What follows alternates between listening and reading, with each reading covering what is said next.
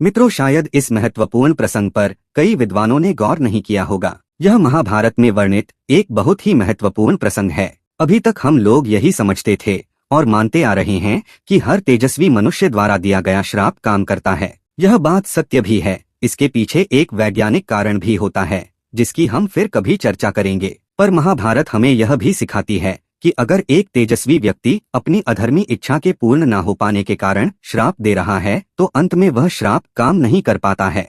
मित्रों, इस विषय को महाभारत के द्वारा इसे सिद्ध करूंगा। तो बहुत ही दुर्लभ जानकारी है, बने रहिए पूरे वीडियो के साथ। तो जय श्री कृष्णा मित्रों, स्वागत है कथामृत यूट्यूब चैनल पर। यदि आपने कथामृत को सब्सक्राइब नहीं किया है तो जरूर करें। मित्रों, महाभारत में ययाति की जीवन घटना का भी वर्णन आता है। ययाति कुरुवंश के पूर्वज थे। उनके कुल 5 पुत्र थे जिनका नाम था यदु, तुर्वसु, द्रुह्यु, अनु और पुरु। यहाँ यह बताते चलें कि यह यदु वही हैं जिनसे यदुवंश की शुरुआत हुई और यह पुरु वही हैं जिनसे कुरुवंश यानी कौरव पांडव की शुरुआत हुई। तो इतिहास में दर्ज घटना के अनुसार ययाति जब बूढ़े हो गए तो वह अनेक प्रकार की सुख सुविधाओं का पूर्ण उपयोग नहीं कर पा रहे थे। इसलिए उन्होंने सोचा कि वह अपने प्रताप से अपने 5 पुत्रों में से किसी एक पुत्र का यौवन यानी जवानी मांग लेंगे और कुछ समय बाद जब उनका मन भर जाएगा तो वह अपने उस पुत्र का यौवन उसे वापस कर देंगे। ऐसा विचार करके ययाति एक एक करके अपने सभी पुत्रों के पास गए और उनके सामने अपनी इच्छा प्रकट की। अपने पिता की ऐसी अनोखी इच्छा सुनकर 5 पुत्र सोचने लगे। तुर्वसु, दुह्य व अनु ने तो साफ मना कर दिया।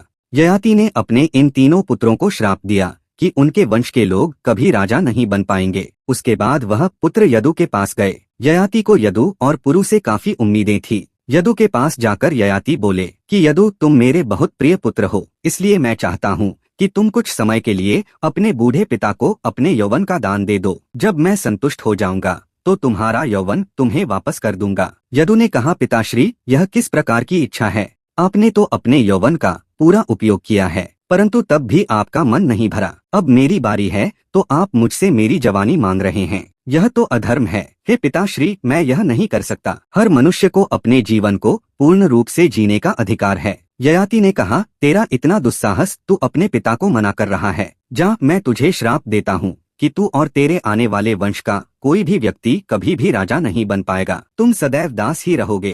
इसके बाद ययाति अपने 5वें पुत्र पुरु के पास गए और अपनी इच्छा व्यक्त की। ययाति ने कहा, बेटा पुरु, तुम मेरे सबसे प्यारे पुत्र हो, क्या तुम अपने पिता की यह इच्छा पूर्ण करोगे? पुरु ने कहा, अवश्य पिताजी, जैसी आपकी आज्ञा। मैं आपको अपना यौवन देने के लिए तैयार हूँ। पुरु के हामी भरते ही ययाति बहुत प्रसन्न हो गए। ययाति ने कहा, बेटा पुरु, मेरे प्रिय पुत्र, मैं तुमसे बहुत प्रसन्न हूँ। मैं तुम्हें वरदान देता हूँ कि तुम ही मेरे बाद मेरी संपत्ति के स्वामी और यहाँ के राजा बनोगे और तुम्हारी आने वाली वंश की सभी पीढ़ियां अंत तक राज करती रहेंगी। अब मित्रों, आइए यह समझते हैं कि होना क्या चाहिए था और आखिर में हुआ क्या। क्या ययाति का श्राप और वरदान भविष्य में सत्य हो पाया?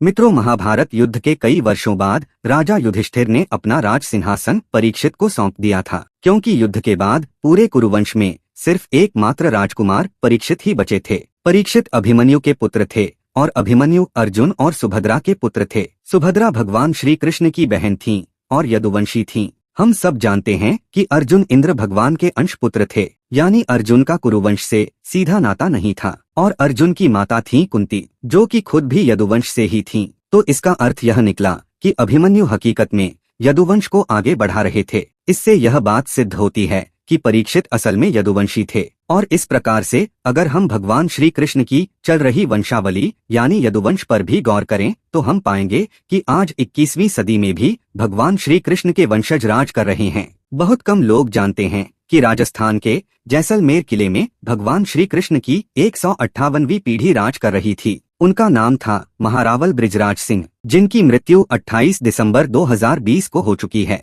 उनका राज्याभिषेक हुआ था 13 मार्च 1982 को। अब उनके बाद उनके बड़े पुत्र युवराज चैतन्य राज वहां के राजा बनेंगे। इस प्रकार से देखा जाए तो यदु के वंशज आज भी राज कर रहे हैं। असल में ययाति ने अपने पुत्रों से जो मांगा था वो सर्वथा अनुचित था। और अधर्म था। ययाति ने अपने अधर्म को पूरा करने के लिए यदु को श्राप दिया था। श्राप तब पूर्ण रूप से कार्य नहीं कर पाते जब उनके पीछे अधर्म की भावना हो। श्राप के अनुसार तो यदुवंश का कोई भी व्यक्ति राजा नहीं बन सकता था, पर हकीकत में इसका बिल्कुल उल्टा हुआ। तो मित्रों, महाभारत का यह प्रसंग हमें श्राप और वरदान की महिमा को समझाता है। तो मित्रों, उम्मीद करता हूँ कि यह जानकारी आपको पसंद आई होगी। इसी प्रकार की हमारी अन्य वीडियो देखने के लिए कथामृत को सब्सक्राइब जरूर करें और यदि संभव हो तो विद्वानों के बीच इस वीडियो को शेयर करें। जय श्री कृष्ण।